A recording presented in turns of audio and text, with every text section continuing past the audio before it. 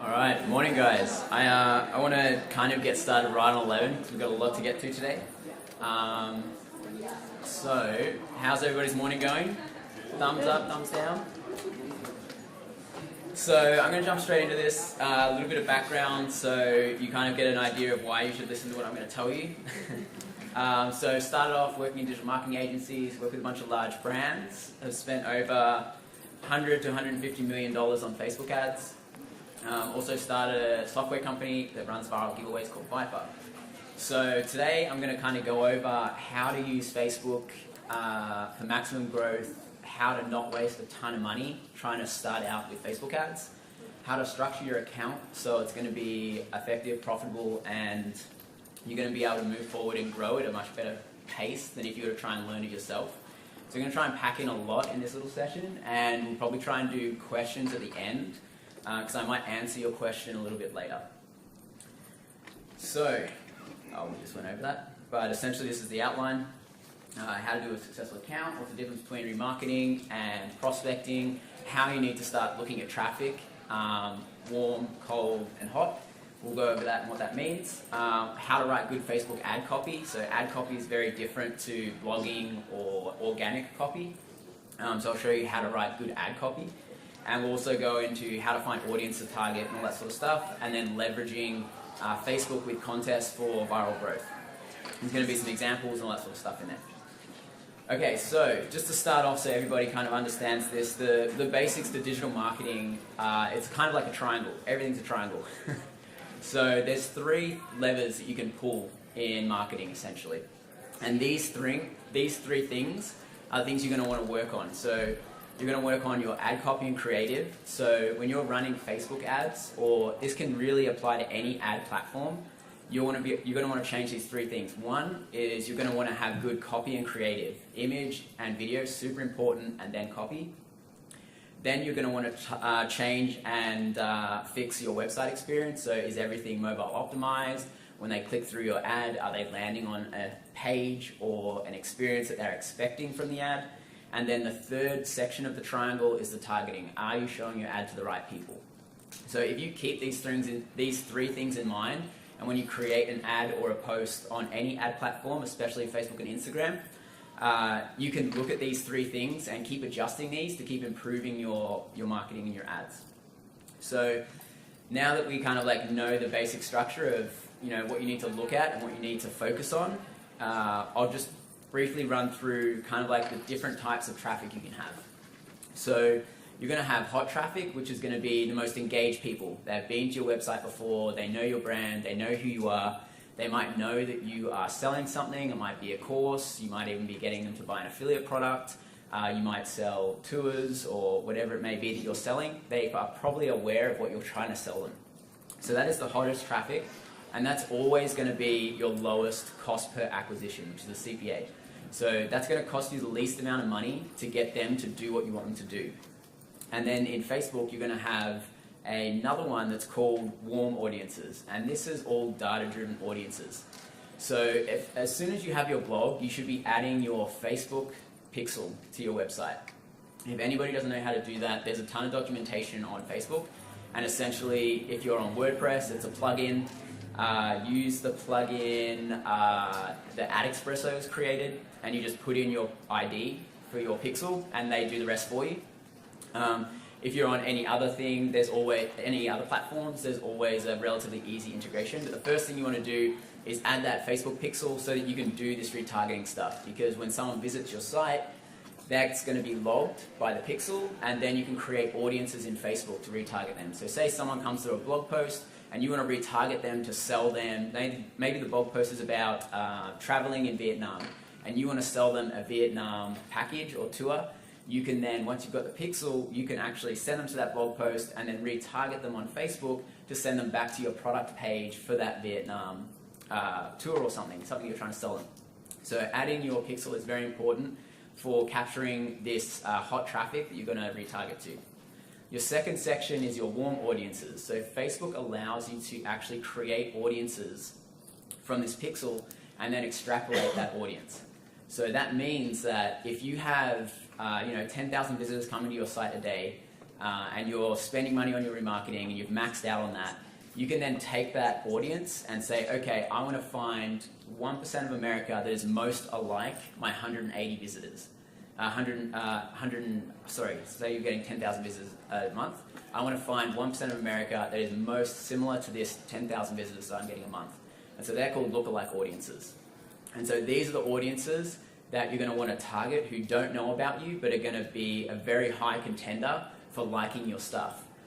Because they've got similar traits to people who are already visiting your site, already purchasing whatever you're selling, or already signing up to your email list. So that's very important, doing those warm audiences. It's very easy to set up under the Facebook audience section. I can give you resources at the end of this on how to learn more about the Facebook stuff, because we just want to go through this quickly. And then the cold audiences is targeting stuff. So when you create ads and you're like, okay, I want to show this ad to everybody who is a frequent traveler and they like TripAdvisor. And so that's cold audiences. And so the cost to acquire these people, whether it's a cost per click or a cost per acquisition, starts at the lowest at the hot traffic and goes the highest to the cold traffic. So now we know about the traffic, how do we actually engage these people? So when you're writing ad copy, it's a little bit different to writing story copy and that sort of thing. You've got a very short period of time to capture someone's attention. And so you really want to use something like this. So you're looking at who are you targeting. You want to call out who you're targeting. You want to give them what problem are you trying to solve. So it's is it you're trying to get people to read a safety about travel.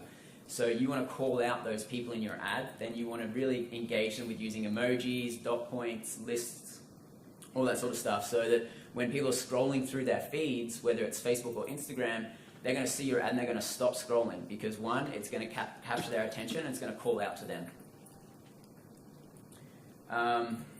One big thing, or the biggest problem that I see people doing is not using this thing called dark posts. So now that you have the audience, you've got the ad, what you really want to do is you want to use this thing called dark posts. So instead of just running ads, you want to actually use a particular post.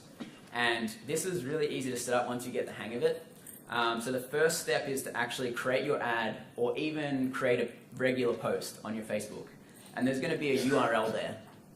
And what you want to do is you want to take that little number at the end of that URL, and anytime you create an ad or anything, you want to choose to use that particular post as opposed to creating a new ad. Now, the reason you're going to do this is because if you're running multiple ads, multiple campaigns, all that sort of stuff, instead of having a new fresh ad with 0 social engagements every time, if you use this method with adding an existing post with that ID on the end, every single ad and campaign is going to be using that exact same post. So all of your social engagement is going to be pulled to a singular post as opposed to spread across all of your campaigns. Because when you use ads, it creates a new post for every single ad set and campaign that you do. So definitely use this method if you have a really good post and you want to promote it and get it in front of new people. Take that post ID that's on the end of the URL and use that to promote it. And always use the ads manager. Don't ever use the just boost the post when you're kind of scrolling through your Facebook and it says hey, do you want to boost this post? Don't ever use that. It's a sure way to waste money, and it's essentially the lazy way that Facebook's just trying to take people's money who can't be bothered going into the ads manager and selecting good audience, good settings, and using good ads. So you're going to be wasting a lot of your money if you do that boost post, as opposed to actually learning how to use this and setting it up correctly. And the difference can be, you might be paying really cheap clicks for that boosted post, but it's a completely useless audience to you. It might be people who don't even live in the country you're targeting. It might be people who aren't even interested in your blog or product. They're just bots clicking on ads, or it's just people randomly clicking on stuff who have no interest. So you want to make sure that you're using the ads manager so you can control everything, who you're showing your ad to, when it's serving, and in the placements that it's serving. So the second step of this is to actually take that post URL and that ID on the end and then just add it under that existing post. Okay, so who's been in the Ads Manager, Facebook Ads Manager? Oh, good. This is actually not bad. So you kind of know what I'm talking about. I can show you after if you want to see the back end of an ads manager. I'll show you the back end. Okay, so now that we know that we need to use Ads Manager, we know how to get the post. Now what you want to do is you want to know who am I going to target. So you've already added your pixel, so you're doing some retargeting stuff. I highly suggest that if you're a larger blog and you want to bring in more traffic, you want to kind of like just boost every third or fourth post by using that method that I was just showing you. So, but what you're going to want to do is you're going to actually want to find new people to show this content to. So instead of just using your remarketing and showing this to people who've already visited your site, you might want to find new people to show your content to because you want to get more prospecting traffic. Prospecting traffic meaning someone who's never seen your blog before. So what you do there is you actually go into audience insights and you can search particular interests in audience insights and it will show you all of the information about that audience. Their age, where they live, similar interests, similar likes. If they've got kids, well, they don't show how much they make anymore, they used to. But you can get a ton of information. So if you wanted to search, so say you did travel photography and you wanted to find out everybody who's interested in travel photography on Facebook and what other similar things they have an interest in, what their general age is, if they're male, female, you can go into this audience insights and get all of that information, and that's really going to help you target people who are going to be more interested in your content.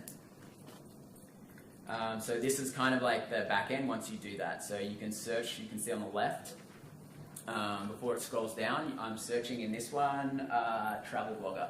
And so you can get all of the similar interests that people have that already fit into this travel blogger audience. And then you can see what they similar like and all the categories that they like too. So that's how you want to find that cold prospecting traffic, and that's how you want to target that stuff. This is a little bit more advanced because it's already once you've got your ads running. So once you've got your ads running, you're going to want to optimize them. So some basics for optimizing your ads is don't use the audience network. So when you're showing your ads, you have a ton of placements. There's about 16 placements now on Facebook. So you have Facebook, Instagram, you have like stories, audience network. So you have a bunch there. So what you want to do is you only ever want to target the news feed and stories, because those two feeds, they have the most real estate when people are scrolling through their apps, and they also have the highest click-through rates. So you definitely want to be focusing on those placements. The other thing is if you, for example, maybe have pages that have video on it and stuff, or your blog doesn't load so fast, maybe also select only show this ad to people who are connected to Wi-Fi. Because if you are showing a really slow loading page to people on cellular data, you're still paying for that click-through, but if the page doesn't load and they bounce, you've just paid some money for someone to just literally leave your site. So you end up wasting a lot of money if you don't do that. Okay, so quick little to-do list for anybody who's currently running ads. Who's currently running ads? Oh, nice. What are you running? Are you running stuff to buy, for people to buy stuff? Hands up. Or just promoting content? Okay, all right. So what you're going to want to do is definitely start using that dark post feature. The reason you want to do that is because that's going to pull all your social validation. When someone sees a post on Facebook or Instagram with 1,000 likes, 150 shares, they're much more likely to take notice of that post as opposed to a post that has nothing in it. So if you're showing posts that have zero engagement, people probably aren't going to engage. But if you can pull all that social data, people are much more likely to engage. Start using that breakdown feature that I just showed you. That's once you're already running the ads. So you can break down by location, you can break down by placement, gender, age, that sort of stuff, and start excluding all of the stuff that is costing you a high cost per click or a high cost per acquisition, depending on what you're sort of optimizing to. If you're just driving people to your content, you're going to want to optimize the cost per click. If you're driving people to buy something, you're going to want to optimize the cost per acquisition. Don't use the boost button. Please don't use that. You want to optimize your ads. We'll skip that one because that's a bit more advanced. The other thing I really want you to do is talk to your customers about, or readers, tell them what they want to hear, what they want to listen, what they want to see, that sort of stuff, because that's where you need to start with your ads. So if someone really likes a particular post on your blog, start promoting that post first. Don't keep promoting just your most recent one. really just find your top converting or top traffic or most engaging content and start boosting that first, and then you can start like experimenting with new stuff. Because ads have a lot longer shelf life than, for example, organic stuff. So organic stuff will go and move down the feed within, you know, a day, and then it's gone. But if you're running ads, even if it's just like $5 a day, that's just going to keep showing up at the top of people's feed every day for that $5. And you can pay, you know, when you get your targeting and everything down, you can show that to thousands of people for $5. So the longevity of stuff with ads is really, really long. So if you're doing like a post with lots of affiliate links or something in there, and you're like spending $5 a day and making $20 back, that's just $15 a day that you're making on autopilot, essentially. Okay, so the next section I wanted to go to, because I wanted to sort of like tailor this a little bit to this audience. And so the next section I wanted to go into is, we ran a little case study here. Before I came to this, once I found out I was speaking here, we ran a case study on how to leverage Facebook and contests the best way, because this is by far the fastest way to grow your email list. I'm going to show you some ways that you can actually use this to get affiliate money and also build partnerships and that sort of stuff. So I'm just going to quickly go over how to use contests with Facebook ads, because if you don't already have an audience, paying for an audience is a much faster way of building it up as opposed to organic. So, does everybody know how a contest works? No. Okay, so essentially, a contest is when you set a prize, and to win that prize, everybody has to enter the contest, and they'll compete to do things like refer friends, like your social media, watch a YouTube video to earn entries. And then whoever has the most entries at the end of your contest will win that prize. So essentially you're using gamification and incentivization to get people to do stuff that you want them to do. So this can be extremely valuable. I'll show you in a second. So why do we want to incentivize these things? So when we kind of go the organic route, it takes a long time to, you know, build up social channels, get comments on videos, all that sort of stuff. So a few reasons why you'd want to kind of incentivize this with a giveaway is, one, you can really boost up your metrics for like influencer jobs, for example. So if you want to keep engagement really high in your posts, you can make your contest say, okay, go and engage, go and comment on all my posts, go and like all my posts, go and regram my photos on Instagram, go and share my posts on Facebook. So you can really inflate your organic metrics by using this incentivization tactic. Giveaways also get people excited. So people don't really do stuff that you want them to do for nothing anymore. Like you can't just say like, hey, go and do this, and people aren't really going to go and do it. But if you introduce that incentivization, you've got a much higher chance of getting someone to do something that you want them to do. The other one is, you know, it's a much easier way to organically build up, you know, followers, engagement, that sort of stuff. Also increase website traffic. And then how we're going to do this? We're going to do this through the contest. I'll show you an example in a second. So I ran through and found a few contestants that had been using us that that did really, really well, that we can kind of like break down, we can learn a little bit about. So this guy, Scott Cheap Flights, so he essentially was giving away, a trip. So he's obviously in that travel industry. He wants people on his email list because he sends out updates every week or every few days about flight deals that he's found. So he wanted to run this giveaway and attract people interested in traveling. So what he did was he created a contest and he made the trip, this was a trip to Ireland. And so he ran this and he promoted this on his Facebook. He ran Facebook ads to it. He sent it to his email list. And I think this contest generated more than 200,000 emails for him. And he ran a few of these, and it really boosted his amount of audience. And because once you have an audience, you can obviously sell stuff to that audience.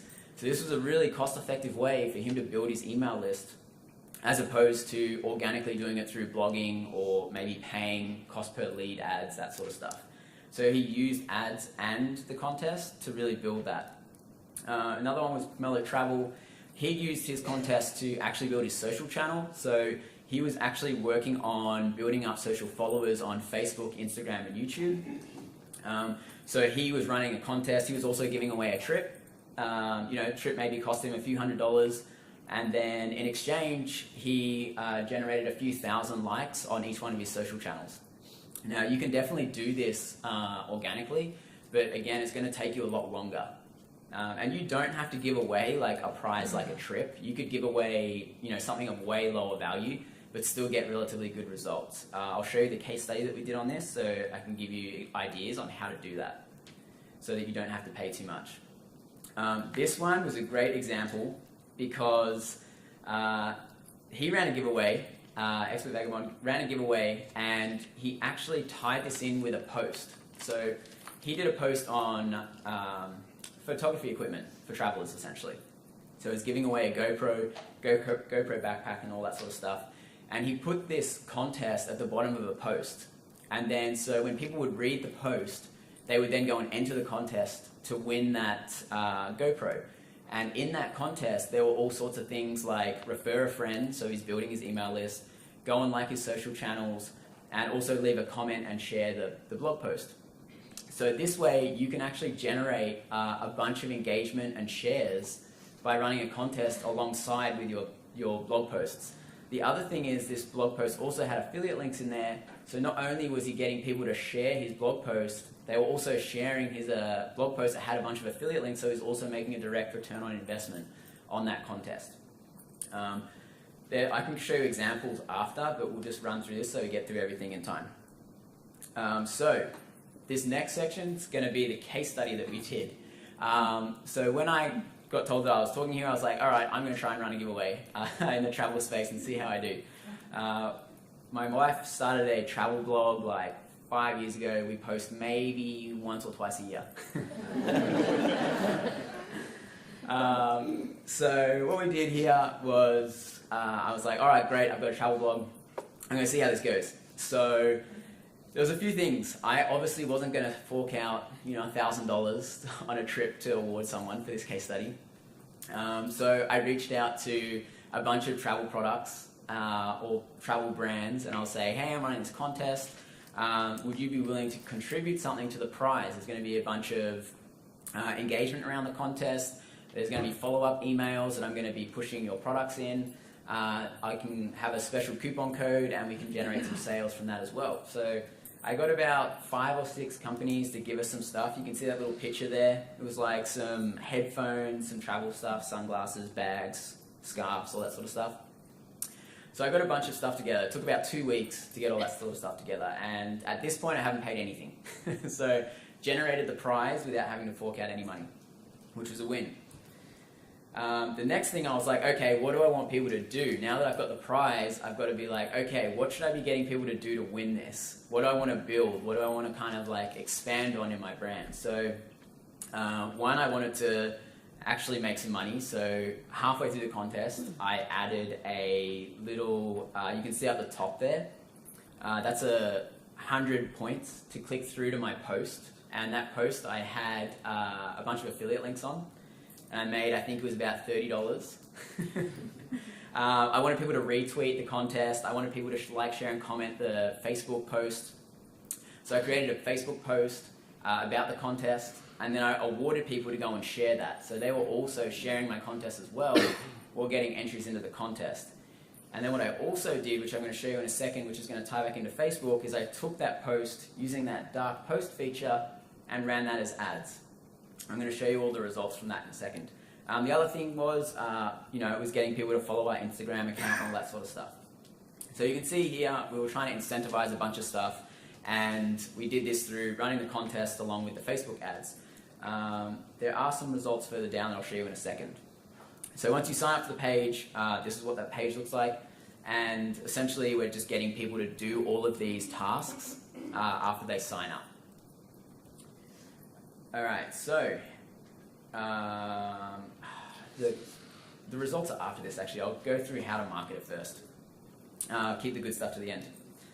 So as I was saying, once I created that post, this was the Facebook post that I created, and this is the one that I was getting people to like, share, and comment on who entered the contest. And then you can see at the bottom of that post the light skin color line and the orange line, I suppose. And so once I got enough social engagement from the contest, I then went and took that and then turned it into an ad. The other ways that you can market this contest, you can use like banner ads on your site. So if you have a really popular blog post or something, you can add your contest to that, or you can add it as a hello bar at the top of your website or something.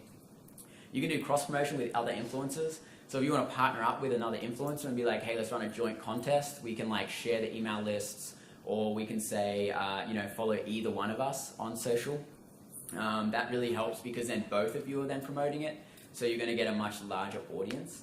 You can also promote it in like Facebook groups, all that sort of stuff, little private networks, whatever that you have there. And then there's like giveaways, directories, and all that sort of stuff. But you've got to be careful with giveaway directories because they're generally not great leads and not going to be very targeted. So even though you're giving away travel products, which is going to attract travelers, there's still going to be, if you go with those giveaway directories, there's still just going to be people who want free stuff because everybody loves free stuff. All right, coming back in and sort of some ideas on how to create ads for this. You always want to be using a lot of emojis. So emojis will always make your ads stand out and it will always make people click. We've ran so many studies on this and done so many tests, and every single time, as much as we don't like to admit it, emojis come out on top. The other things that you really need to do is you need to test. So when you create posts or when you create ads, you want to test at least 3 creative. So when you're, maybe you might have a new post and you want to get new traffic to this post and you might want to boost that post with Facebook ads, create 3 ads and then use very different images for each one of those. And then run that for a few days and then see which one gets the best click-through rate. And then once you have the ad that has the best click-through rate, only use that one going forward. Because the difference between a good and a bad image can be 2 to 3x the amount that you're going to pay to get someone to that blog post. So I usually suggest that you test a lifestyle image. If you're doing a giveaway, something like a product image, and then you can do something that's more artsy. So yeah, always test at least 3 creative. The other thing you can test is the text. The image is way more important, so I always suggest testing the image. If you want to go one step down and get even better results, you can also test the text. So once you've found your winning image, you can then create another post and then test like long form copy with short form copy, and then see which one converts better then. But again, every time you do that test, it gets obviously more and more complicated, but your results get better and better. So it's a trade-off, time or efficiency. The other thing is always add the link into the text. This isn't an organic post, so Facebook doesn't care if you have a link in there. It actually just adds a second opt-in option. So you can see here, if someone sees this post, they can click on the link or they can click on the learn more. So now I have 2 options to get someone to click through to my website, as opposed to if I didn't put that link in there, I would only have the learn more button. And people don't necessarily like clicking on the learn more because it's more obvious it's an ad. And so people tend to actually click on the links in text a lot more. But again, do this just for ads. Don't do that for organic posts, because Facebook does lower the priority of your post and lowers the reach if you organically have a post that has a link in it. The other thing is use video. Video is by far the best, and you always want to be promoting video that is a 4 to 5 ratio. Now, the reason that you want to do a 4 to 5 ratio, which is essentially a portrait size, like it's kind of like the phone size, is because you take up the most real estate in the newsfeed. So when you're scrolling through, your video at a 4 to 5 ratio takes up almost the entire screen, as opposed to this little image here, which is kind of like the landscape. This is 1200 by 628 pixels, and that takes up maybe half the screen. So always be using a 4 to 5 ratio sizing image or video, because you're not paying any extra, but you're taking up the entire screen. And as always, just test. That's the one secret to everything. So with that giveaway that we were running, that case study, we had created those tests, we had found the winning image, which was that last one that I just had on, and we tested a bunch of audiences. So the way that I found all of these audiences was I went through to that audience insights that I was showing you before, and I found out people who were interested in frequent traveling and also travel bloggers. And then so I pulled out these ones and I started running the ads to these with my best post in it. So now that we have the best post running in the best audiences. And on top of that, we ran this for a little while, and over time we would cancel or pause all of those ad sets here that weren't performing very well. So there's a few metrics you want to have a look at here. So we spent about $660 on this case study. We got about a 50-cent cost per lead, so that's a 50-cent sign up, and we got a 27-cent click. So the average cost per click on Facebook is actually closer to $1.80.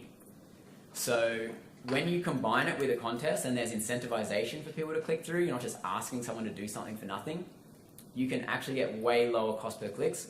And you can see with the click-through rate there, the average click-through rate is about 5.6. The average on all of Facebook, including e-commerce stores and everything, is about a 0.9 to 1.3. So you can get much better results when you combine Facebook ads with something else, something that you're offering value with. And so this is when we did the test on the images. So you can see one of the images was the products of the giveaway, one of the images was Jen and I, and another image was some random hand reaching out in a hotel we stayed in Morocco. So here you can quite easily see that there's a huge difference between the best image and the worst image. So we ended up scaling the image that has an 18-cent click as opposed to using the image that has a 55-cent click. So when you think about it, you're getting double the amount of clicks for the exact same amount of money if you do this test and find out the image that's actually working the best. Now, if you were to do this with your blog posts, if you just want to promote your content, do the same process, because you can be paying twice as much to get people to your website if you don't do this test.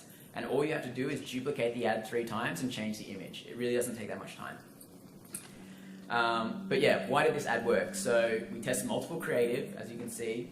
We optimized based on the KPI, which is key performance indicator. So in this case, it was the lead, because we were trying to collect leads into our contest. At some point, if you guys don't know how to set up conversions in Facebook, maybe talk to me afterwards, because it's a little bit more complicated and I don't have time to go through it in this presentation, but I can show you afterwards if you're up to that standard and want to start collecting like purchases and leads. The other thing is we inflated this ad with the contest. So we made sure that when you entered the contest, you had to share, comment, and like this post to get some entries. And so that's really what drove that social media validation up, because there was a ton of engagement on there. And Facebook has this thing called a relevancy score. So the relevancy score is essentially how much people like or dislike your ad. So if you have a relevancy score under 6, you have to pay way more money for Facebook to show that ad to people. If you have a relevancy score over 6, you're doing much better. So if you have anything under 6, stop running that ad, unless it obviously makes sense and you're selling something and you're getting a good return on investment. But 9 times out of 10, under 6 is no good, and you're going to want to get rid of 6, and you want to focus on stuff that's got a relevancy score of over 6. And the key metrics for getting a good relevancy score is engagements on the post and how little negative feedback there is. So negative feedback is when people say, I don't want to see this post anymore, or they unfollow you, or they hide your ad or post. So those are the negative indicators on Facebook and Instagram. So try and avoid that. Okay, so now we're getting to the results of this whole thing. So we had a bit of an increase in traffic. We spent $660 obviously, and I think we pretty much 3 to 4x our traffic during the 2 weeks that we ran this contest. And this was from people sharing the contest, people sharing our blog posts and all that sort of stuff, because we obviously awarded entries for people to share our content. And also people will, when they enter the contest, they refer other friends and families and co-workers to join the contest so they can get more entries. So you get a lot more people visiting your site. The other thing was we tried to monetize it. So when we spent that $660, we wanted to make some money back straight away. Because usually the way that you do it is once they're on your email marketing list, you then market to them further down the line, you create email drips and you sell them stuff over time as they get to know you more. But the other way you can do this is you can get some direct return on investment by getting people to share posts with affiliate links in them. I think in this one we're actually using a Goda. But you can add banner ads to your blog posts. You can add product reviews, like we saw in the Expert Vagabond doing product reviews on photography gear and linking out to Amazon using our affiliate program. And of course, we were linking out to hotels in this one. Hotels are a great one because they have really high payouts, I found. So these were the results from our little test that we did. So it took me about a month all up, 2 weeks to organize all of the prizes, 2 weeks to run the test, and at that time we spent about $660. We generated 2,200 emails, so it's roughly 29 cents an email. We got a bunch of YouTube views, comments. I tried to start a Facebook group, and so we got our first 300 people in our Facebook group. Obviously nothing on some of the people's level here, but remember we started from zero on this. So if you're like a new blogger, this is an easy way to get your first 2,000 email subscribers and 500 followers. And then we got some Instagram followers and some Twitter followers. So that was kind of like the results out of a month's worth of work. So this is like a great way that you can kind of use Facebook quite cheaply. Everybody thinks it's actually quite expensive to advertise there, but if you get a little bit more creative with how you use it, you can definitely obviously drive much cheaper clicks and email subscribers. There's not many other places where you can get like under 50-cent email subscribers. So this was our direct revenue from Amazon affiliates. I never actually even checked our Agoda one, so I don't know if we got anything from that. But yeah, if you tie this in with a blog post with affiliates, you can obviously do extremely well. And if you already have a blog with a bunch of traffic, like I think we were getting 150 people a day, so we don't have much traffic at all. But if you have already a large email list, social following, and email traffic, you can obviously do 10 to 100 times X what this is, because we didn't really have that many people to market it to, because we were starting out. But if you have a lot of people, like, it's much easier to run these giveaways. All right, so once you've collected all those emails, you want to make sure that you follow up with them all. So that was the first half of your campaign. So you've collected the leads, you've got your social followers, you've made a little bit of money, and now it's time to monetize all those people. So they've all signed up to your giveaway, and now you're going to follow up with some email drips. So in your email drips, you want to kind of, obviously introduce yourself, talk about your brand, get familiar with each other, and then at some point along that drip, you're obviously going to start selling or getting them to do whatever you want them to do, whether it's, join more social channels, sign up to a retreat, read some more blog posts. You're essentially nurturing this person to eventually ask them to do something for you, because that's the common exchange. It's like, I'm going to give you value in exchange for either time or money. So you're going to take all those email leads, you're going to put them into your email marketing system, whether it's like MailChimp or Aweber or whatever it may be, and then you're going to send that to them. Now, the most important email is the first email you send them. It has an open rate of around 60 to 70%. So everybody who entered that contest is probably going to read it because they want to find out if they won. I'm going to show you an example of it in a second. So make sure that you're providing value in that first email, and if you need to ask them anything like, hey, these are the sponsors of the contest, these can be affiliate links too, go and check out their products, blah, blah, blah. There's a $20 discount for anybody who entered the contest only. So that way you can also monetize that list already, straight out of the gate, email one, or you can hold off and do it later on. But I highly suggest that you maximize the amount of things you're going to put into this first email, because it's going to have such a high open rate. So that first email that we sent looked like this. So we collected the name, so we made it a little bit more personal. We linked back to the contest so they could see what the prizes were and all that sort of stuff. We announced the winners. So in this case, we had a first place winner, which was Cleo. And we also drew a random winner. So the reason that we do this, the first place winner is competing for the top spot. So they're all like sharing stuff, following everything to get more entries in the contest to get to the top, to win that contest. Now, if someone enters the contest like day 7 out of 14, they're like, well, shit, I'm not going to get to the top. I only just started. That's why we have a random winner prize. So the random winner prize was kind of like an almost similar value amount to the first prize, but it was drawn at random, so everybody was still excited when they entered to go and share your stuff, follow your social media and all that sort of thing. So that kept kind of like hope for the people who entered later to still win something. So we announced those two, then we asked them to check out our Instagram and Facebook.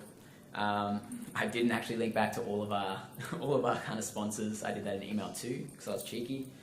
But you can obviously link back to all your sponsors in email one. And if they are affiliate links, it obviously makes sense. Mine went affiliate links, so I was like, I'll do email too. Yeah, and the other thing is to also set expectations. So in this first email, tell them like, hey, thanks for joining. I'm going to send you more awesome content or more awesome travel deals. Set the pretense of like what value you're going to provide to them. So I know that was kind of like maybe over some people's head or too easy for some people, but yeah, love to take some questions and let me know if there's anything you want clarified. I told you have to walk up to the mic.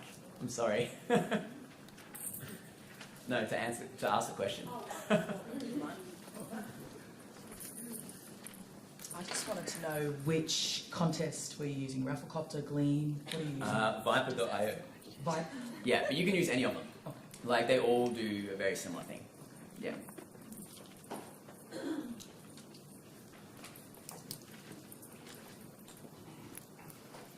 I've been kind of grappling with this. How valuable are these email leads really? Like, am I going to have a really low open rate on my email list if I keep doing things like this? Because that's not really... No, so this is a really good question actually. So this really comes down to when you're picking a prize. So if you're offering like an iPhone, you're going to get a ton of signups, but those people aren't necessarily going to be interested in travel stuff. So that's why that example for Scott's Cheap Flights, he decided to give away a trip, because if people want to win a trip, they're obviously open to going on trips. So that prize really made sense for the type of person he wanted to attract. If he had given away an iPhone, he probably would have got 2-3 times the amount of signups, but a lot of those leads wouldn't have been interested in ever buying flight deals from him. So you definitely want to keep the prize very specific to who you want to attract. Yeah. Do you have an opinion on marketing to businesses on this platform versus individual people? You definitely can do B2B, but it is a little bit more expensive. So the B2C industry is a lot more impulse. So people are scrolling through Facebook, they're like, I like those shoes, I'm going to buy those right now. Whereas it's a very quick decision and only that singular person who's in the feed at that time has to make that decision. If you're doing B2B, usually there's more than one person in the decision-making process. So what you really want to do with B2B is have a really good remarketing funnel. So the top of the funnel, you want to just be attracting people for really cheap.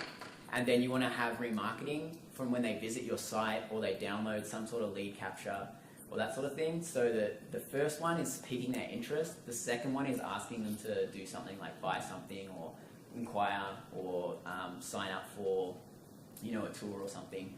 So yeah, really use remarketing a lot for B2B, and B2C is much more like direct response, impulse buys and sign-ups and that sort of stuff. Regarding the optimization, what tips do you have to offer on that? I know you mentioned the relevancy score, and if it's below 6, probably cut it off, but are you looking at does this get 1,000 impressions before I cut it? 2 days? Like, what are the checkpoints where I should really start chopping stuff off? Yeah, so usually you want to wait like 2 to 3 days, and you want to have, a significant enough spend. So if your budget is $100 for your campaign and you're running 3 ads, you might want to spend $5 per ad. So you definitely want to have like enough money or enough spend on those tests before you justify the answer. So if you're getting clicks for 30 cents and something's only spent $1, that's really only 3 clicks. So let it run for another $2 or $3 to see if it maintains that really low cost per click. So I would say you want to spend at least $5 to $10 per ad, and then you want to run it for at least 2 to 3 days, because it also changes on the day. So people tend to buy maybe on Saturday and Monday, but if you launch your ads on Friday, you might miss that period. So let it run for a few days. Don't ever like optimize day of. Always look at previous data. Don't look at your day of data. Thank you. No worries. I have two really quick ones for you. Mhm. So what are your thoughts on using a Facebook Live as a dark post instead of just a text post?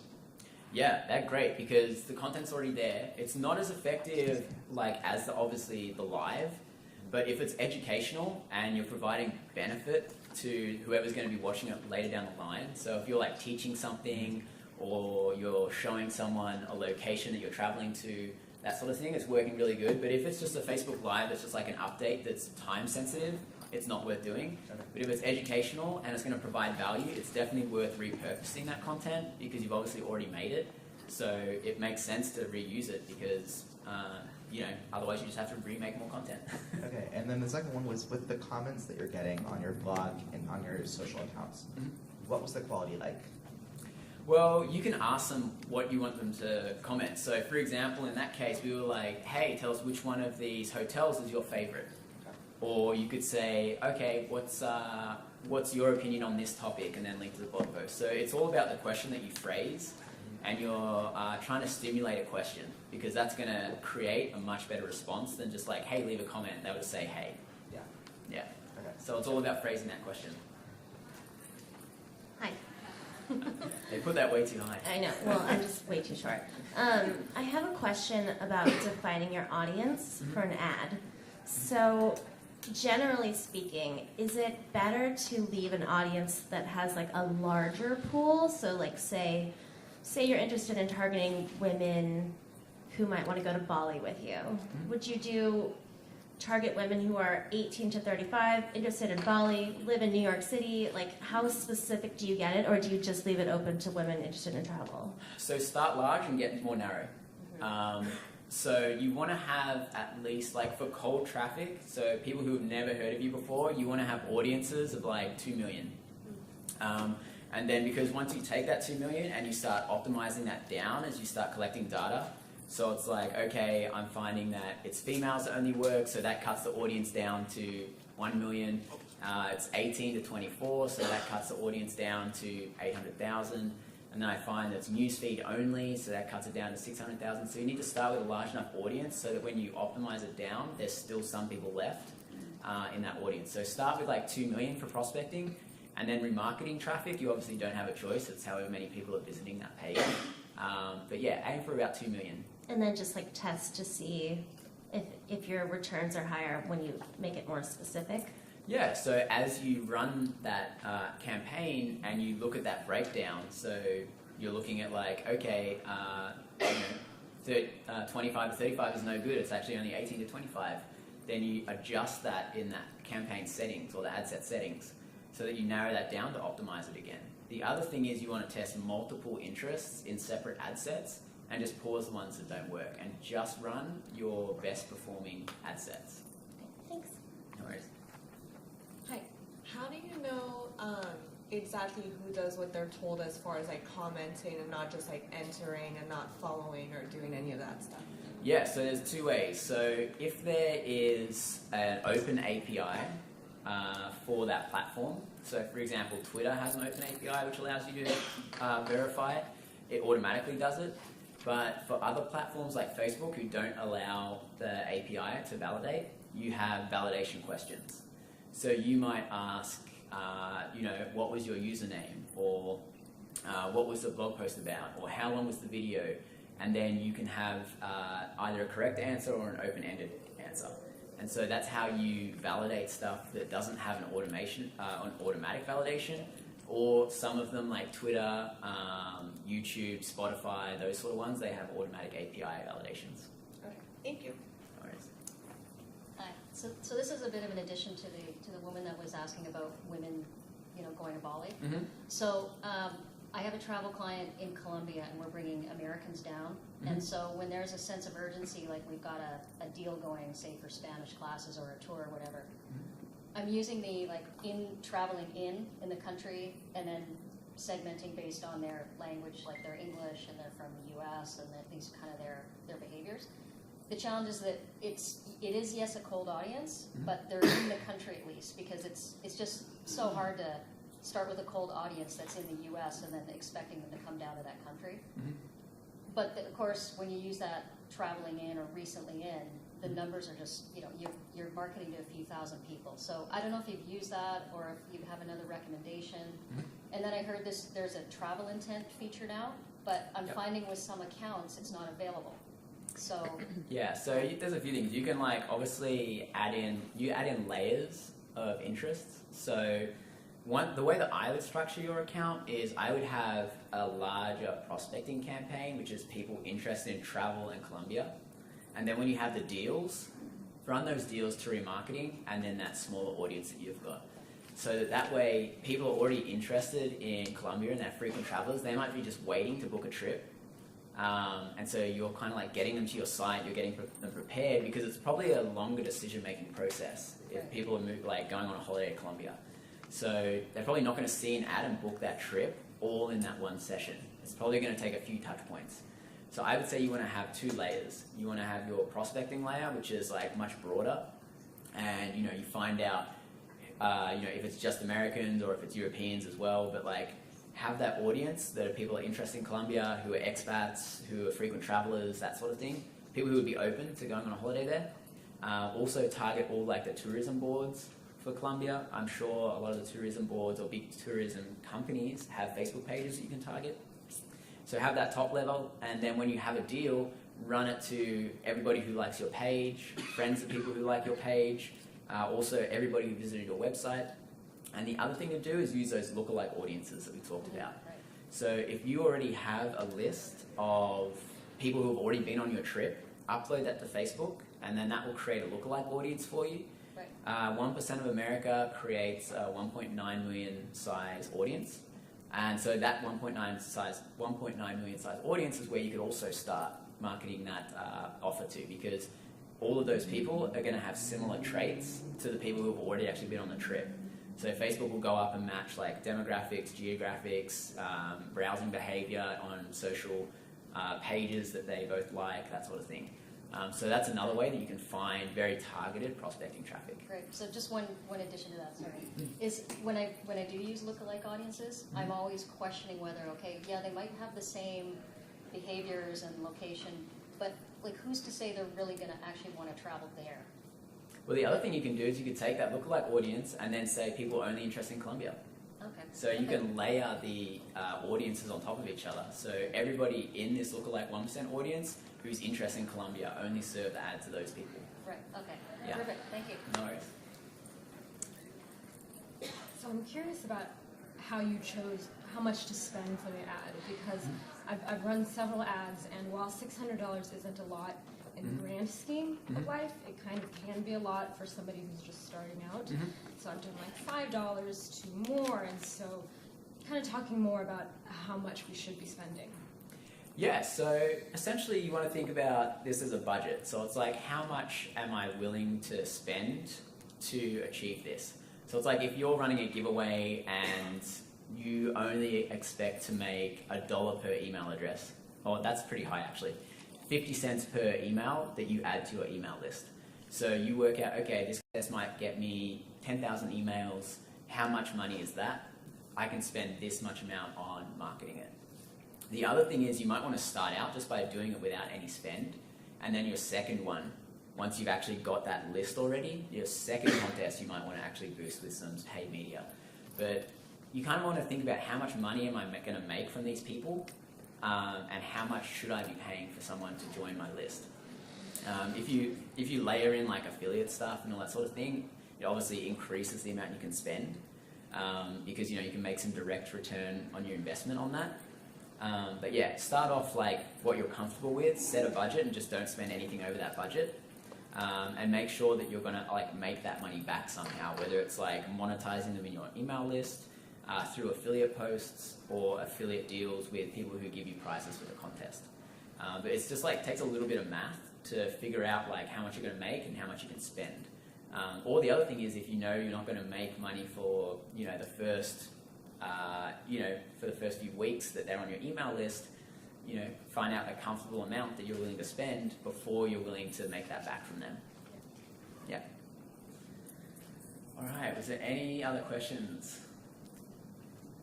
No? I have go, Martha. No, go for it. Roughly, if people are paying for this from a company, so it's $600, what do you think is an estimate?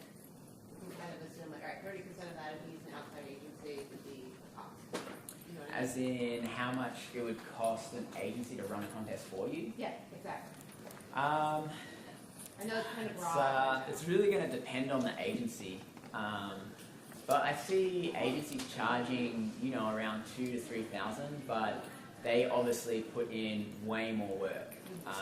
They have affiliates that they work with, they spend money on ads, they, set up the contest for you and everything. It's very turnkey. So usually there's a bunch of case studies as well. If you go to the Viper blog, there's a bunch of case studies on agencies that have run contests for stuff and contests for people, and they'll get 10, 20, 30,000 emails for $1,500 to $2,000 to run the contest. So it all depends on do you have time or money? If you've got the time, do it yourself. If you've got the money, you can get someone else to do it, and you can focus on other stuff.